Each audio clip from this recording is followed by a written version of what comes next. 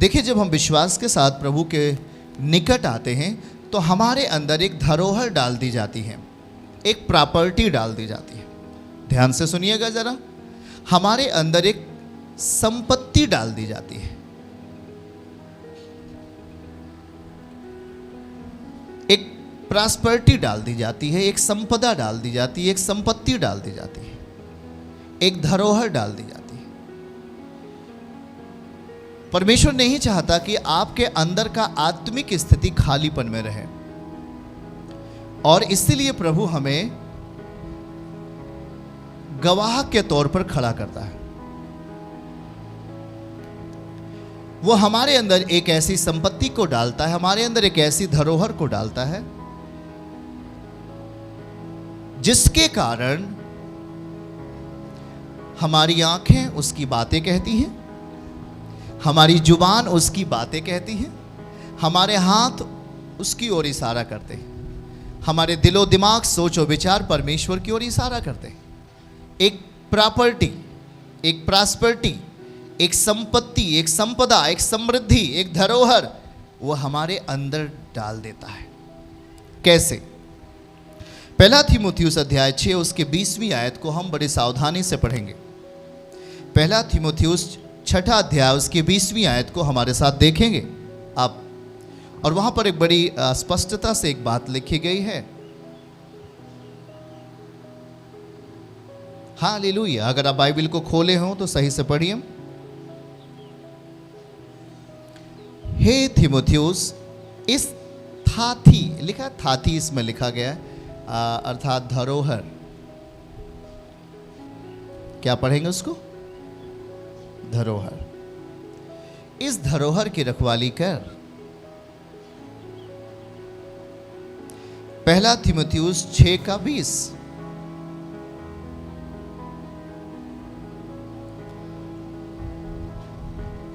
Hallelujah.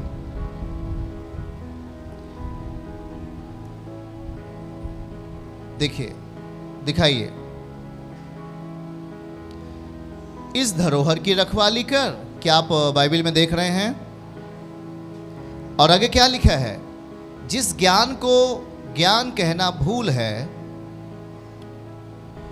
लिखा है कि उसके अशुद्ध बकवाद और विरोध की बातों से दूर रह, परे रह। हम आपको कुछ समझा रहे हैं कि हमारे अंदर जो चीज दे दिया गया है वो एक धरोहर है, वो एक संपत्ति है जो सोने चांदी से बढ़कर है, और वो हमारे आत्मा में डाला जा रहा है। कहां डाला जा रहा है? बोल के बताइए, बगल वाले को बोलिए। हमारी आत्मा में एक धरोहर डाली जा रही है, एक संपत्ति डाली जा रही है। और आगे लिख रहा है, संसार जिन अशुद्ध बकवाद को और विरोध की बातों को ज्ञान कहता है, इस ज्ञान से हमें दूर रहना है। अशुद्ध बकवाद और विरोध की बातें, बोलिए, अशुद्ध बकवाद, विरोध की बातें। परमेश्वर की मनसा है कि वो आपकी आत्मा को साइनिंग करे। आमीन। परमेश्वर की जो इच्छा है कि वो आपके स्पिरिट को, और सही शब्दों में कहें आपके ओंठों को, वो शक्तिशाली बनाना चाहता है। क्या आप इस बात को तैयार हैं? एकदम ध्यान से सुनो। वो हमारे ओंठों को शक्तिशाली रूप देना चाहता है। शायद संसार के स्वभाव में रहकर हमारे ओंठ सही चीज़ों को परिभाषित नहीं कर पाते। हम जो कुछ बोलना चाहते हैं सही शब्दों में नहीं बोल पाते, और हम शिकार हो जाते हैं अशुद्ध बकवाद का। हेलो, ध्यान से सुन रहे हैं क्या आप? हम शिकार हो जाते हैं अशुद्ध बकवाद का और विरोध की बातों का। देखो, वो विरोध की बातें वो हैं जो परमेश्वर के वचन से तालमेल नहीं खाती हैं। शायद वो एक सांसारिक मनुष्य की बातें हैं, एक सांसारिक व्यक्ति की बातें हैं, एक संसार से आई हुई बातें हैं, या संसार के दिमाग से आई हुई बातें हैं, जो अशुद्ध बकवाद है। बोलिए, अशुद्ध बकवाद। क्या चीज हम बोल रहे हैं आपको? मैंने आपको कहा कि परमेश्वर आपको एक धरोहर दे रहा है। मैं अभी कुछ भाइयों को देख रहा हूँ, कुछ बहनों को देख रहा हूँ, वो बहुत पीछे बैठते थे परंतु अब वो आगे बैठ रहे हैं। कारण क्या मालूम है? उनकी स्पिरिट में जो धरोहर दी जा रही है उसकी सुरक्षा वो कर रहे हैं। और याद रखो, जब आप कुछ लोगों के अंदर डर पैदा होता हो, ना जी हम आगे लाइन पे नहीं बैठेंगे, जो डर है वो एक अशुद्ध बकवास से जुड़ा हुआ है, या हम कहें वो एक विरोध की बातों से जुड़ा हुआ है। दूसरे शब्दों में वो संसार की भावनाओं से जुड़ा हुआ व्यवहार है जो आपको फ्रंट पर आने से रोकता है, जो आपको परमेश्वर के वचन सुनने के लिए रोकता है, जो आपको सही शब्दों में परमेश्वर के साथ चलने के लिए या परमेश्वर से बात करने के लिए रोकता है। फिर से हम उसको बहुत ध्यान से समझने का प्रयास करेंगे। कहिए आमीन। क्या आप हमारे साथ हैं? हे तीमुथियुस, इस धरोहर की, इसमें एक थाथी शब्द आप पढ़ रहे होंगे, बाइबल में धरोहर लिखा है, इस धरोहर की रखवाली कर। अब हम आपसे पूछे, यह धरोहर क्या है? यह धरोहर क्या है? यह संपत्ति क्या है? शायद अभी आपके पास कुछ चीजों की कमी हो सकती है, शायद आपके परिवार में कुछ चीजों की घटी हो सकती है, और उस घटी में आप अपने आप को मैनेज कर पाते हैं बहुत अच्छे तरीके से, वो आपके लिए भला है। धन्यवाद प्रभु का। पर एक बात याद रखो, धरोहर, आप जानते हैं कि जब आप यीशु मसीह के निकट आते हैं तो वो यीशु मसीह पिता के दाहिनी ओर बैठा हुआ है, और वो अपनी आत्मा अर्थात पवित्र आत्मा हमारी आत्मा में देता है, और पवित्र आत्मा एक स्वभाव के साथ आता है। आमीन बोले, एक स्वभाव के साथ आता है। एक ऐसा स्वभाव कि यदि सांप उसके सामने कोबरा हो और किसी को काट लिया हो तो निश्चय वो स्वभाव अगर आपके अंदर है तो उस पर हाथ रखना है और दुआ करना है, कोबरा का असर खत्म होगा। समझ रहे क्या है आप? पवित्र आत्मा अपना स्वभाव छोड़ता है, वो एक धरोहर है। आमीन। याद रखो, आज हम लोग देख पा रहे हैं कि एक इंसान कैसे बदलाव आ जाता है, उसकी ज़िंदगी कैसे बदल जाती है जब वो गुनाह करता रहता है, पाप करता रहता है, बीमारियों में होता है, या किसी तमाम ऐसे घिनौने कामों में फंसा हुआ होता है, और जादू टोने और तमाम ब्लैक मैजिक की आत्माओं से जकड़ा हुआ वो भाई और बहन किस तरीके से प्रभु उसे एक चिन्ह देते हैं, अपने स्वभाव के द्वारा उसे छुड़ा लेते हैं और उसे अलौकिक रास्ते पर खड़ा कर देते हैं। आमीन। क्या ध्यान दे रहे हैं हमारी बातों को? इस धरोहर की रखवाली कर जो आपके अंदर दिया जा रहा है। हर दिन जब आप चर्च में बैठते हैं और जब वचन के साथ होते हैं, आपके अंदर एक धरोहर दी जाती है, एक संपत्ति दी जाती है जो एक अच्छे स्वभाव के साथ आपके हार्ट के अंदर आना चाहता है, आपके आत्मा में बसना चाहता है। आमीन कहिए। बाइबल कहती है कि एक आत्मा प्रार्थना कर रहा था आहें भर भर के। वो एक आत्मा था जो हमारे लिए विनती करता है। हाँ, क्योंकि आपका संबंध परमेश्वर के आत्मा से जुड़ जाता है, परमेश्वर से जुड़ जाता है। जब आप उसके निकट आते हो, जब आप घुटना टेकते हो, तो आपके भीतर से परमेश्वर का आत्मा दुआ करता है, परमेश्वर का आत्मा प्रार्थना करता है। आमीन। ओह धन्यवाद। मैं देख रहा हूँ एक अच्छी धरोहर को आप में आते हुए यीशु मसीह के नाम में। याद रखो, शायद हमारे पास पैसे नहीं हो सकते या कुछ चीज़ की कमी हो सकती, मैं उसे क्यों ऐसा बोल रहा हूँ, पर मैं कह रहा हूं कि आपको एक ऐसी संपत्ति सौंपी जा रही है जिसकी रखवाली करना आपका काम है। देखिए इस बात को ध्यान से, फिर से उसकी रखवाली कर। यदि आप उस धरोहर की रखवाली नहीं करते हैं तो एक बात याद रखना कि आपके अंदर एक अशुद्ध बकवास जगह लेगा, आपके अंदर एक विरोध जगह लेगा। विरोध का मतलब आपके ओंठ विरोध की बात कहेंगे, आपके ओंठ अशुद्धता की बातों को बोलेंगे। याद रखो, जब आप अशुद्धता की बातों को बोलते हैं वे एक संसार का रिजल्ट है। जब आप अशुद्ध बातों के विरोध की बातों को अपने ओंठों से बोलते हैं वे एक संसार का रिजल्ट है, वो एक संसार का प्रतिफल होता है जिसमें जीवन नहीं है, पर आप अलग कर दिए जाओगे जीवन से जब आप अशुद्ध बकवाद को अपने ओंठों से बोलोगे, विरोध की बातों को अपने ओंठों से कहोगे, उसमें किसी तरीके का परमेश्वर का बल नहीं दिखाई देगा। याद रखना इस बात को, क्या लिखा है, हमें उस धरोहर की रखवाली करना है। संसार के लोग अशुद्ध बकवाद को ज्ञान समझते हैं, संसार के लोग विरोध की बातों को ज्ञान समझते हैं। वो जी क्या ज्ञान है, वो किसी के विरोध, किसी को गाली दे रहे हैं, वो क्या ज्ञान है। किसी को छल से मारने का प्लानिंग हो रही, क्या बुद्धि है। लिखा है इसमें क्या है, याद रखो, ध्यान से समझो क्या लिखा है। जिस ज्ञान को ज्ञान कहना ही भूल है। बगल वाले को बोलो, क्या आप हमारे साथ हैं? हालेलुया।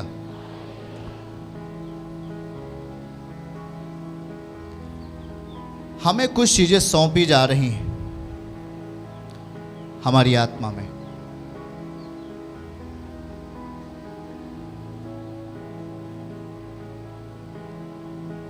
परमेश्वर एक आत्मा है, उसकी ओर से आने वाली हर चीज एक संपत्ति है। क्या है? बोल के बताओ। प्रॉस्पेरिटी है, एक संपत्ति है। उसे अपनी आत्मा में बसने दो। जब आप उसे अपनी आत्मा में आने देते हैं, बाहरी तौर पर एक चमत्कार को आप देखते हैं। आमीन। एक बात याद रखना, 20वीं आयत, उसके नीचे 21वीं आयत।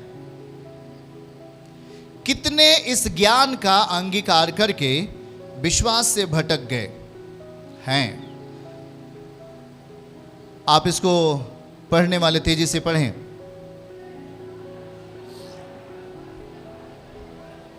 और एक बार पढ़िए।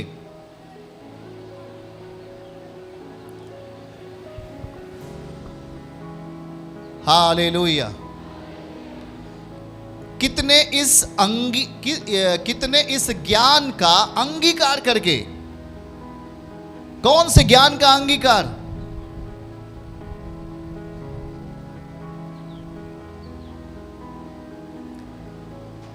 इसका मतलब यह है कि संसार में एक ज्ञान ऐसा भी है जो आपके विश्वास को चोरी करता है।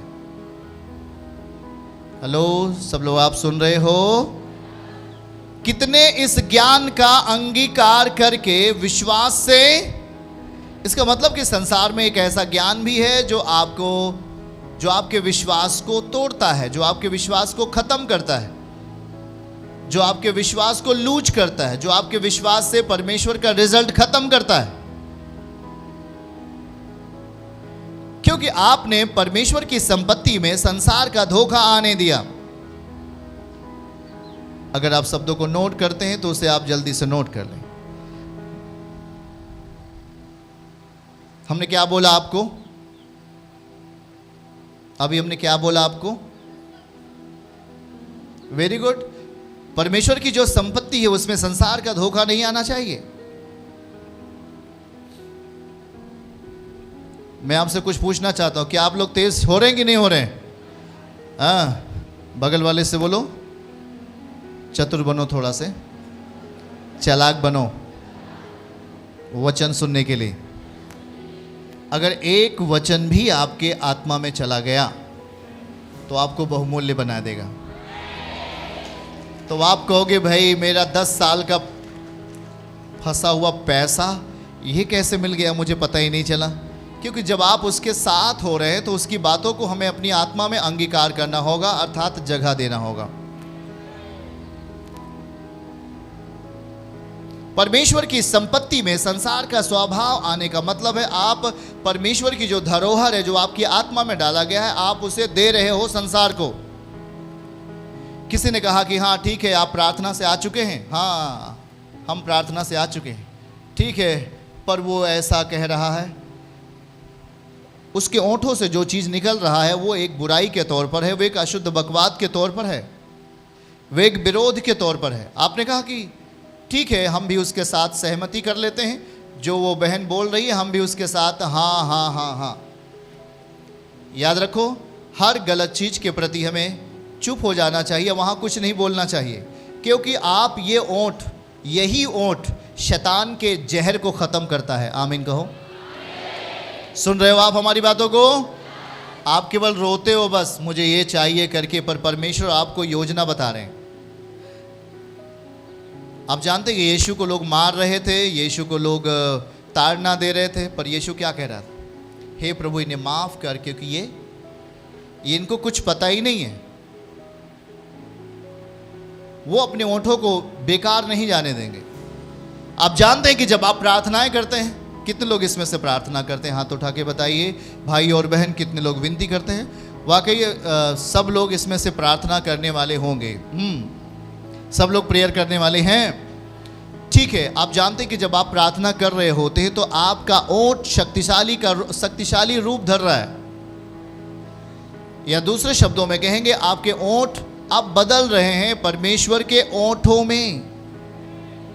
हेलो, हम क्या बोल रहे हैं आपसे? आपके ओंठ परमेश्वर के ओंठ में बदल रहे हैं। अब आप किसी बीमार को कहोगे ए चंगा हो जाएगा तू, 1 महीने में 15 दिन में वो होके रहेगा। समझ रहे कि नहीं? आपको परमेश्वर क्या बनाना चाहता है? आपको शक्तिशाली बनाना चाहता है। देखिए, आपकी आत्मा में धरोहर रखा गया है और आप इन ओंठों से उसका संचालन करोगे। गाड़ी आपके पास है ना? 2 पहिया वाहन आपके पास है, 4 व्हीलर वाहन आपके पास है, पर याद रखना है, हम गाड़ी का ऊपरी भाग देखते हैं, पर वो बड़ा गाड़ी चलता कैसे? बोल के बताइए। क्या आपने उस डीजल टैंक को, उस पेट्रोल टैंक को गाड़ी के ऊपर फैलता हुआ देखा क्या? बोलिए। वो कहाँ रहता है? अंदर रहता है। उसको दूसरे शब्दों में, सही शब्दों में बोले, गुप्त में रहता है। सही है कि नहीं? क्या वो गाड़ी के ऊपर फैला रहता है क्या? तभी आप समझते हो कि ये तेल से चलता है। वो गुप्त रहता है कि नहीं? हमारी आत्मा क्या है? अब हमारी आत्मा गुप्त है, पर परमेश्वर के वचन से, उसकी संगति से शक्तिशाली बन रही है कि नहीं? पर वो हमारे ओंठों से समझ में आएगा। हमारे ओंठों से वो क्या होगा? समझ में आएगा कि हमारी स्पिरिट में क्या चीज है। और इसीलिए कहा जाता है, बाइबल दिखाइए, फिर से उस वचन को दिखाइए, अशुद्ध 20वीं आयत क्या लिखा है?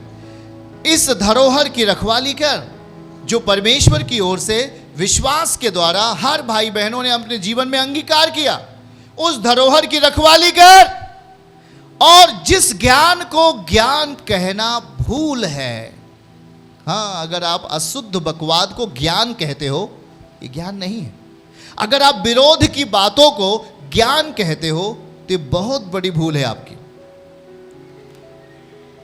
अगर आपके ओंठों में विरोध की बातें निकलती हैं,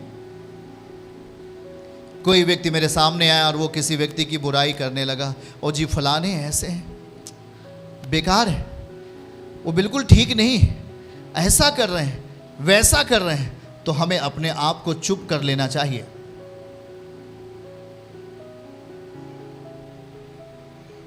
क्या बातों को समझ रहे हैं? क्योंकि मसीहत में सबसे बड़ा इंपॉर्टेंट स्थान यह है कि आपके ओंठों का परिणाम क्या आ रहा है। शायद आपने एक दारू पीने वाले से कहा, अब तू दारू नहीं पिएगा, मैं प्रार्थना करूंगा, मैं प्रार्थना करूंगी। ठीक है, आपने वहां से दुआ करना शुरू किया और देखते हैं कि वो 4 दिन के बाद दारू पीना बंद कर देता है, या 5 दिनों के बाद, या 1 हफ्ते के बाद, या 15 दिन के बाद उसका दारू पीना कम होता है। अब उसके मनों में एक बदलाव आना शुरू हो गया। ओह वाह! इसका मतलब क्या है कि वो बहन व भाई जो प्रेयर कर रहा है, जो विनती कर रही है, उसके ओंठों में एक बल दिखाई दे रहा है। उसकी आत्मा में परमेश्वर की धरोहर है। और देखो लिखा क्या है, हमें उसकी रखवाली करना है। क्या करना है? बोल के बताइए, क्या करना है? क्या आप हमारा कहने का तात्पर्य समझ रहे हैं? क्या कितने लोग हमारा अर्थ समझ रहे हैं कहने का? समझ पा रहे हैं आप? हमें रखवाली करना है। शायद आपने विश्वास किया और विश्वास करके चर्च आना शुरू हो गए। हाँ, परमेश्वर के साथ हम विश्वास कर रहे हैं, पर हमारे जो विश्वास का स्रोत है वो है परमेश्वर का जो नियम, परमेश्वर का वचन है। हम उसे सुन रहे हैं अपने मनों में, अपने हृदयों में, उसे हम बैठा रहे हैं और उसमें जड़ पकड़ने का काम कर रहे हैं। आमीन। हाँ, हम जब घर पे जाते रहते हैं या हम कहीं खेत में जाते रहते हैं तो हम एक वचन याद कर लेते हैं, ओ मेरे प्रभु, आपने कहा उस धरोहर की रखवाली कर। शायद मेरे आजू बाजू में कोई होता नहीं है, अगर कोई होगा तो मुझे पागल कहेगा, ये क्या बड़बड़ा रहा है। पर हम अपने मुख से बोलते रहेंगे, प्रभु आपने कोढ़ी को शुद्ध कर दिया, आपने उसे छू लिया और वो क्या हो गया। इसका मतलब यीशु मेरे अंदर है। अगर मैं किसी को छू लूंगा तो वो क्या हो जाएगा। आप महत्वपूर्ण हो, आप महत्वपूर्ण हो। आमीन। चर्च की सभी प्रार्थनाओं को और परमेश्वर के दास के द्वारा टीचिंग सुनने के लिए और अपडेट्स को जानने के लिए हमारे इस चैनल को सब्सक्राइब करें और साथ में बेल आइकन को दबाएं, ताकि जब भी लाइव प्रार्थना हो तो सबसे पहले आप देख सकें।